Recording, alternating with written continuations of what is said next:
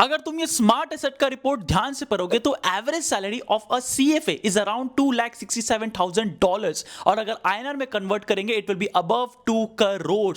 और ध्यान से देखोगे इस नेक्स्ट रिपोर्ट में जहां पे 15 highest paying job in the world में देखोगे तो टॉप 3 में आता है इन्वेस्टमेंट बैंकर। सच बोलता हूं आपको इस वीडियो में, क्या एक्चुअली सीएफए पैसा कमा पा रहे हैं, मतलब सीएफए का क्या रियलिटी है इंडिया में। और आफ्टर क्लास 12 में अगर आप ये सोच रहे हो कि मुझे सीएफए करने का है या फिर सीए करने का भी प्लान कर रहे हो, तो मैं आपको सीएफए के बारे में पूरा इन डेप्थ नॉलेज देने वाला हूं और कैसे कैसे आप लोग नेक्स्ट लेवल पे जा सकते हो, और एक हिडन कोर्स के बारे में बताने वाला हूं जो कि बहुत लोगों को, कम लोगों को पता है और बहुत ज्यादा डिमांड बढ़ रही है। अब अगर आप लोग ये सोच रहे हो कि चार्टर्ड फाइनेंशियल एनालिस्ट मुझे करना चाहिए कि नहीं करना चाहिए, तो ये वीडियो बहुत ध्यान से सुनना। स्टार्ट करते हैं इस वीडियो को। हाय गाइस, आई एम मुजर Sharma, graduate from Shriram college of commerce, Delhi university. I have cleared my CA foundation, CA intermediate and I have done my articleship as senior associate at Deloitte, और साथ साथ मैंने placement भी लिया था Shriram college of commerce से। तो I worked as a business analyst at Paytm. तो मैंने बहुत ज्यादा डाइवर्सिफाइड लोगों से बात किया और सबसे ज्यादा मेरा डोमेन फाइनेंस में रहा है। तो मैंने काफी लोगों से जो सीएफए कर रहे हैं उनसे भी बात करके पर्सनल एक्सपीरियंस लिया है,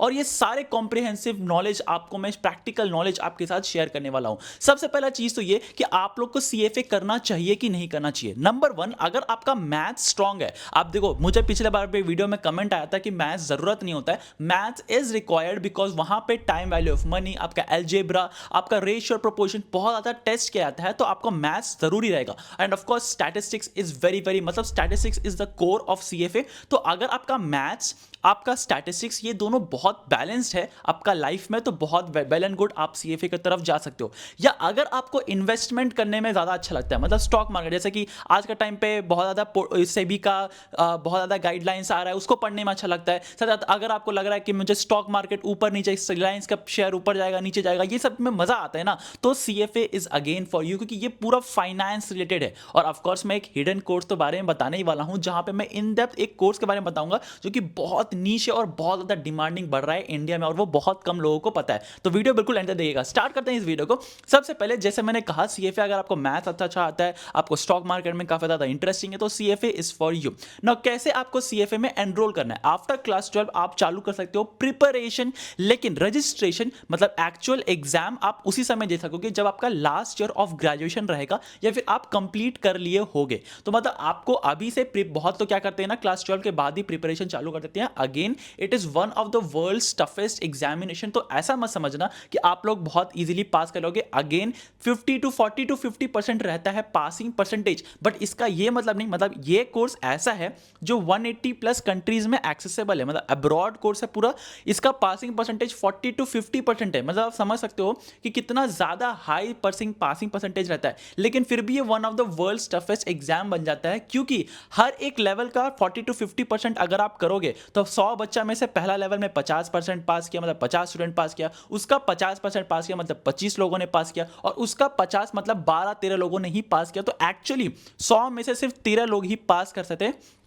तो प्लीज मेक श्योर करिएगा कि आप ज्यादा ये सोचो कि अगर आप एनरोल कर रहे हो तो मुझे एक्चुअली इन डेप्थ इसमें घुसना है, इन डेप्थ मुझे इसे क्लियर करना है। अब इस जो सीएफए एनरोल, जो लोग सीएफए करना चाहते हैं, जिनके पास फाइनेंस में बहुत इंटरेस्ट आ रहा है ना, स्टॉक मार्केट में इंटरेस्ट आ रहा है ना, उनका काफी ज्यादा पाथ खुल जाता है, क्योंकि एक्चुअली में हाईएस्ट पेइंग जॉब सीएफए करके लगता है। अब देखो, मैं सीए से बोल रहा हूं, मैं सीए कर रहा हूं, और मेरे सीए में जो इतने सारे लोग ऐसे हैं ना, मतलब आप कोई भी लिंक्डइन में जाके देख लेना जो सीए एक्चुअली कर रहा होगा, उसका एक्स्ट्रा कोर्स में, अब्रॉड कोर्स में एक सीएफए जरूर से रहेगा जिसको फाइनेंस में ज्यादा इंटरेस्ट है। मतलब सीएफए इज लिटरली आज के टाइम पे इंडिया में काफी ज्यादा बूम चल रहा है। अब आप लोग बोलोगे, एक डाउट आ रहा होगा ना मन में कि क्यों इंडिया में इतना ज्यादा डिमांड बढ़ रहा है, अचानक से सीएफए का क्यों डिमांड बढ़ने लगा। अब आपको एक एग्जांपल देता हूं। अब लेट्स सपोज एक यूरोपियन कंपनी है और एक यूरोपियन कंट्री में उसका बिजनेस उसको कराना है, अपना फाइनेंस में देखना है, उसको किसी को इन्वेस्टमेंट एडवाइजर चाहिए। तो ये सारे लोगों को ना एक यूरोपियन कंपनी को, यूरोपियन बंदा को चाहिए होगा। अब वहां पे अगर किसी को हायर करता है तो $80,000 to $1,20,000 उसको पे करना पड़ेगा सीएफए को।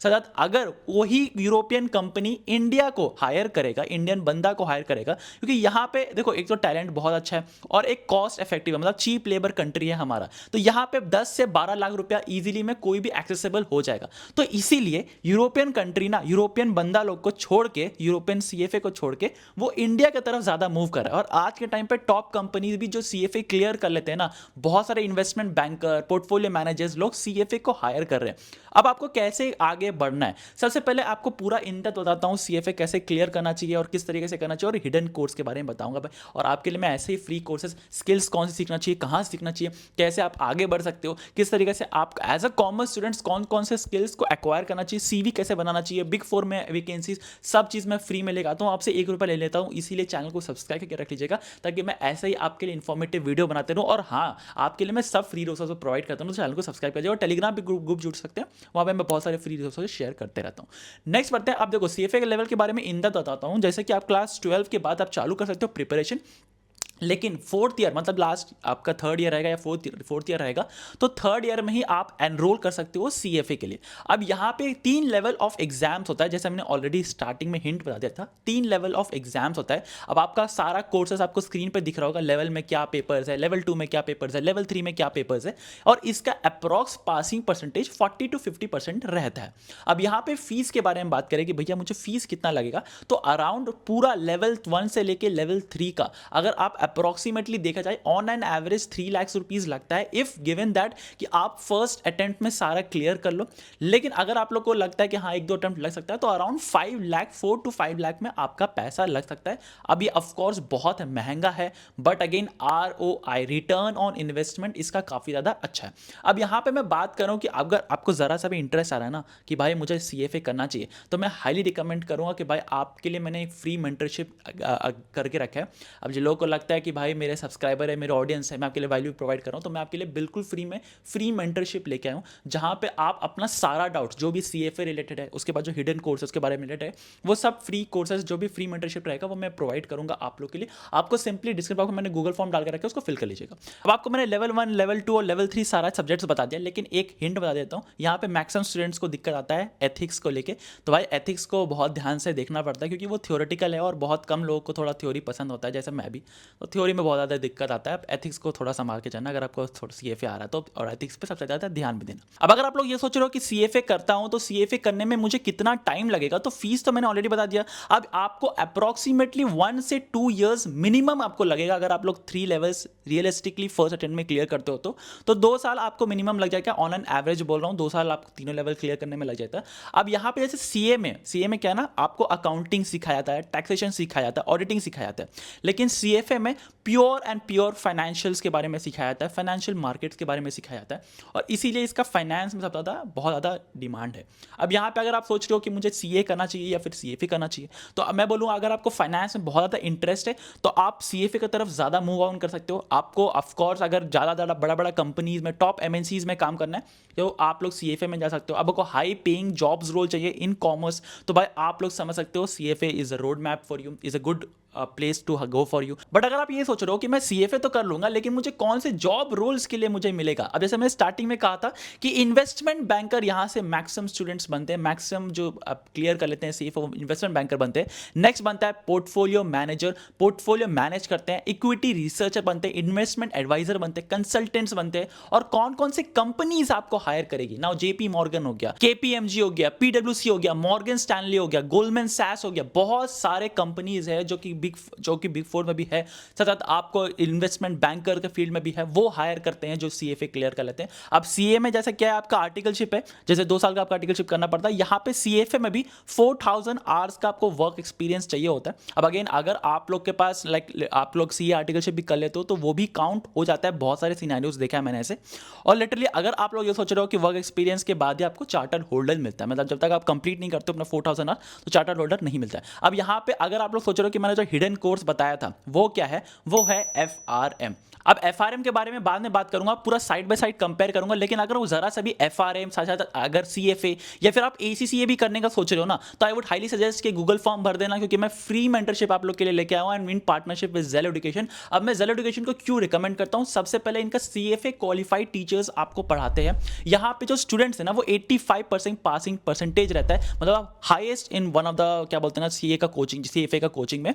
सीरियसली यहाँ पे 4.8 आउट ऑफ 5 का स्टूडेंट सेटिस्फैक्शन रेशियो है, मतलब which is one of the best है। और इनका जो स्टार्टिंग पैकेज लगता है वो up to 18 lakh per annum लगता है। और सीरियसली बोलूं, यहाँ पे इमर्शन प्रोग्राम्स होता है, नेटवर्किंग होता है, यहाँ पे प्लेसमेंट सपोर्ट मिलता है, मतलब 100% प्लेसमेंट सपोर्ट मिलेगा, असिस्टेंस मिलेगा, आपका सॉफ्ट स्किल, इंटर्नशिप, आपका लिंक्डइन कैसे बिल्ड करना है, सब चीज ये हेल्प करते हैं। जेल एजुकेशन 360 प्लेसमेंट सपोर्ट मिलता है। साथ साथ यहाँ पे 10,000 स्टूडेंट्स ऑलरेडी प्लेस हो चुके हैं, 1,000 प्लस हायरिंग पार्टनर्स के साथ इनका कनेक्शन रहता है। बहुत ज्यादा इनको सपोर्ट, ये आप लोग को सपोर्ट करेंगे प्रिपरेशन से लेकर प्लेसमेंट तक। तो जरूर से गूगल फॉर्म भर दीजिएगा। और साथ साथ जैसे मैंने एफआरएम का भी नाम लिया था, ये GARP अप्रूव्ड प्लेटफॉर्म है। साथ साथ एनालिस्ट प्रेप आपको फ्री में मिलेगा अगर आप इनके प्लेटफॉर्म से एफआरएम का भी कंटिन्यू करते हो तो मैं हाईली रिकमेंड करूंगा, जरूर से गूगल फॉर्म भर देना, आपके लिए बहुत ज्यादा बेनिफिशियल है। अब अगर मैं कंपैरिजन करूं एफआरएम को लेके साथ साथ सीएफए को लेके, तो एकदम साइड बाय साइड कंपेयर करें। यहां पे फीस के बारे में देखो, सीएफए बहुत ज्यादा लगता है, अराउंड 3 लाख टू 4 लाख पर आपको लग जाता है पूरा कंप्लीट करने के लिए। एफआरएम में अराउंड 1.5 से 2 लाख लगता है एफआरएम। अब एफआरएम सिर्फ 2 पेपर है, मतलब पेपर 1 और पेपर 2 अगर आप क्लियर करते हो तो एफआरएम आप क्लियर हो जाएगा आपका। लेकिन यहाँ पे 3 लेवल्स ऑफ पेपर है, तो जो कि बहुत ज़्यादा थोड़ा सा डिफिकल्ट बना देता है। यहाँ पे एफआरएम अराउंड 12 टू 18 मंथ्स लगता है, बट यहाँ पे around 2 to 3 years on an average लगता है सीएफए में, और 12 टू 18 मंथ्स एफआरएम में। अब यहाँ पे हाईएस्ट पैकेज जो लगता है, मुझे लगता है कि वो इन्वेस्टमेंट बैंकर को जाता है, क्योंकि बहुत ज़्यादा डिमांड है इन्वेस्टमेंट बैंकर का और टॉप कंपनीज इन्वेस्टमेंट बैंकर को लेते हैं। बट मैं एफआरएम को इसीलिए आपको इसलिए रिकमेंड कर रहा हूँ, जिनका सीएफए लगता है कि भाई मुझे सीएफए नहीं हो पाएगा, बहुत ज़्यादा मैथ्स ओरिएंटेड है, बहुत ज़्यादा स्टैटिस्टिक्स ओरिएंटेड है। यहाँ पे एफआरएम में इट इज़ रिस्क बेस्ड, मतलब यहाँ पे जो जॉब प्रोफाइल्स मिलता है वो रिस्क मिलता है। बैंक रोल्स में आपको मिलेगा कि हाँ कौन से रिस्क है, क्या आपको एनालिसिस करना है, क्या कंट्रोल सिस्टम्स लगाना है, तो ये फाइनेंशियल रिस्क मैनेजर्स इसको कहा जाता है। अब यहाँ पे जो आपको जो पैकेज मिलता है वो अराउंड 10 लाख तक मिलता है, 10 लाख पर एनम, और यहाँ पे आपको अराउंड 18 लाख पर एनम, तो आप कंपेयर कर सकते हो। अब एक कंपैरिजन मैंने ऑलरेडी बता दिया, अगर आपका मैथ्स और स्टैटिस्टिक्स अच्छा है तो आप सीएफए की तरफ मूव ऑन कर सकते हो, लेकिन आप एफआरएम की तरफ अगर आप मूव ऑन करना चाहते हो तो आपका प्रोबेबिलिटी, स्टैटिस्टिक्स और क्वांट्स ये तीनों अच्छा होना चाहिए। तो अगेन आप लोग अपना चॉइस के बेसिस पे लगा सकते हो। सीएफए आपको बहुत ज़्यादा जॉब रोल्स आपको एक्सपोजर दे रहा है इंडिया में करेंटली, और बहुत ज़्यादा डिमांड एकदम तेज़ी से बढ़ रहा है। एफआरएम नीश एकदम है, मतलब बहुत धीरे धीरे ग्रो कर रहा है, बट अगेन फ्यूचर में बहुत ज़्यादा डिमांड बढ़ने वाला है। अब अगेन मैं बहुत ज़्यादा आपको बोलना ये चाहूँगा कि भाई प्लीज़ मेक श्योर करिएगा कि अगर आप लोग को फाइनेंस में एक्चुअली इंटरेस्ट है तभी इसमें जाना। Please don't go for the title कि हाँ भाई सीएफए का नाम चार्टर्ड फाइनेंशियल एनालिस्ट बहुत अच्छा लग रहा है, भाई पैसा बहुत लगेगा। और अगर आप मतलब देखोगे ना पासिंग परसेंटेज, तो भाई 100 स्टूडेंट्स एनरोल करते हो तो 13 स्टूडेंट्स ही पास कर पाते हैं, तीनों लेवल, तो बहुत ज़्यादा मतलब कम स्टूडेंट्स पास कर पाते हैं। One of the toughest exam भी है for finance related. Of course high paying job है, बट ऐसा नहीं है कि भाई आप इजीली कर लोगे। अब रही बात यहाँ पे आपको सीएफए करना चाहिए कि नहीं करना चाहिए, मैं तो बोलूँगा अगर आपको फाइनेंस में, गो फॉर इट। मैं भी सोच रहा हूँ फ्यूचर में करने का। नेक्स्ट आपको सीएफए किसके साथ करना चाहिए, या एफआरएम किसके साथ करना चाहिए। अगेन आप सीए कर रहे हो, बीकॉम कर रहे हो, बीबीए कर रहे हो, तो ये तीनों के साथ तो करना ही करना चाहिए। बहुत सारे स्टूडेंट्स क्या करते हैं, बहुत सारे मैक्सिमम जो मैं जानता हूँ जो आईएम से कर रहे हैं अपना एमबीए और उसके साथ वो सीएफए कर लेते हैं, मतलब आईएम और सीएफए कर लेते हैं, तो टॉप कंपनीज उसको तुरंत ऐसे ले लेती है 40 लाख 50 लाख पर एनम में, क्योंकि उसके पास एमबीए है, उसके पास सीएफए है। तो portfolio managers, equity researchers, investment banker, private equities में खेलना, मतलब बहुत ज़्यादा डिमांड उनका, मतलब क्या बोलते हैं ना, वो टॉप 1% में पहुंच जाते हैं। तो अगर आप लोग क्लास 12 के बाद तुरंत सोच रहे हो कि भाई मुझे फाइनेंस में जाना है, तो this is the right path for you. तो अगर आपको वीडियो पसंद आया, पूरा ओवरऑल मैंने बता दिया, फीस, प्लेसमेंट, यहाँ पे आपको जॉब लगेगा, कैसे लगेगा, कितना आपको क्या पढ़ना है, कैसे पढ़ना है, सब चीज़ के बारे में बता दिया। तो लाइक कर दीजिएगा वीडियो को और कमेंट कर दीजिएगा कि सीएफए आप कर रहे हो कि नहीं, कि नेक्स्ट कोर्स किसके बारे में बताऊं। साथ साथ लाइक करिए, चैनल को सब्सक्राइब करिए, ऐसे फ्री रिसोर्सों के प्राइवेट प्रोवाइड करूंगा। और ऑफकोर्स डिस्क्रिप्शन बॉक्स में मैंने लिंक डाल के रखा है, उसको फ्री मेंटरशिप के लिए जरूर से एनरोल कर दीजिएगा। आज के लिए बस इतना ही, मिलते हैं अगले वीडियो में, तब तक के लिए बाय। चैनल को सब्सक्राइब करना बिल्कुल भी मत भूलना।